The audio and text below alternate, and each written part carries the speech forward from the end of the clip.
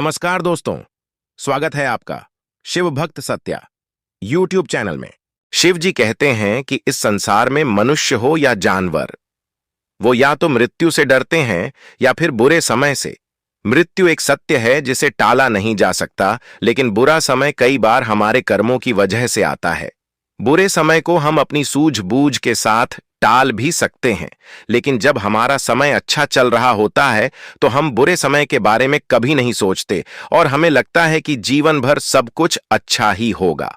आज जो जबरदस्त मोटिवेशनल कहानी हम आपके लिए लेकर आए हैं, इसकी मदद से आप समझेंगे ही क्यों हमें अपने भविष्य के लिए पहले से कुछ ना कुछ तैयारी करके जरूर रखनी चाहिए।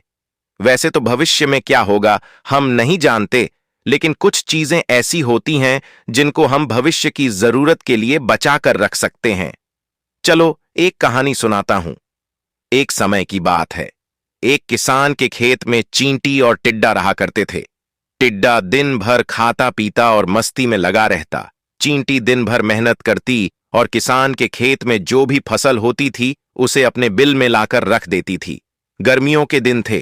किसान के खेत में कई सारा अनाज पड़ा था, जिसमें से चींटी एक एक दाना करके अपने बिल में ले जा रही थी। मस्ती में घूमता हुआ टिड्डा जब वहां से गुजरा तो उसकी नजर चींटी पर पड़ी। टिड्डा रुककर चींटी से बोला, अरे प्यारी चींटी, तुम कहां इतनी मेहनत में लगी हो? देखो मौसम कितना अच्छा है।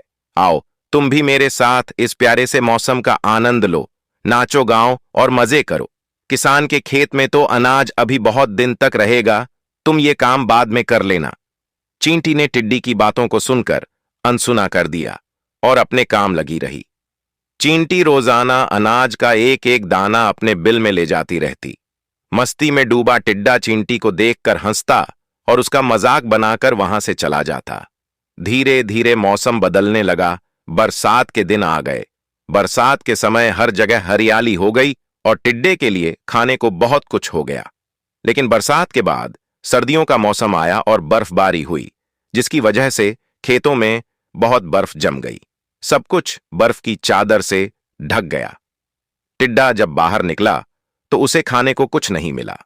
उसने अपने खाने के लिए थोड़ा भी अनाज इकट्ठा नहीं किया था, जिसकी वजह से टिड्डा भूख से तड़पने लगा।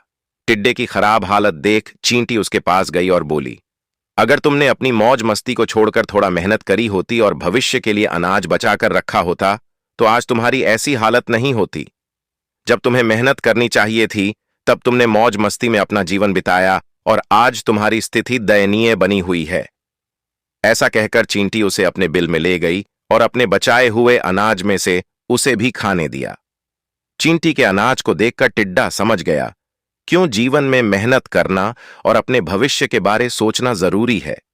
सीख जो हमें इस चींटी और टिड्डे की कहानी से मिलती है, हमें अपने भविष्य के लिए हमेशा चीजों को बचाकर रखना चाहिए। भविष्य में क्या होगा हम नहीं जानते और कब बुरा समय आ जाए ये भी हमें नहीं पता। इसलिए बुरे समय के लिए खुद को हमेशा तैयार रखें। और इसके लिए सबसे जरूरी चीज है धन।